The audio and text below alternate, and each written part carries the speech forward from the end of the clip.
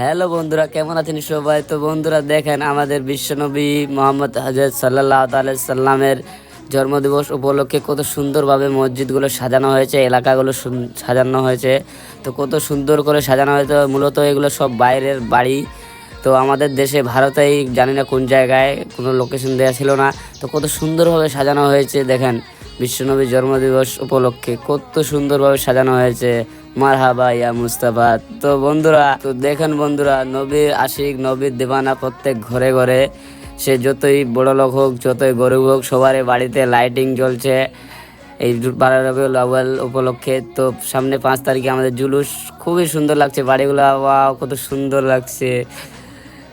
তো বন্ধুরা, আমাদের দিকেও আস্তে আস্তে এরকম হচ্ছে, কারণ আমাদের দিকে টাকা পয়সার হারটা একটু কম, তার জন্য হয়তো এত বড় বড় বাড়ি নাই, এত সুন্দর করে সাজানো হয়নি। তবুও যেই রকম বাড়ি আছে এগুলো খুব সুন্দরভাবে সাজানো হয়েছে, অনেক বাড়ি সাজানো হয়েছে। আলহামদুলিল্লাহ, মাশাআল্লাহ। বন্ধুরা, তো ভিডিওটা ভালো লাগলে এক্ষুনি শেয়ার করে সবাইকে জানিয়ে দিন আমাদের 12 রবিউল সম্পর্কে।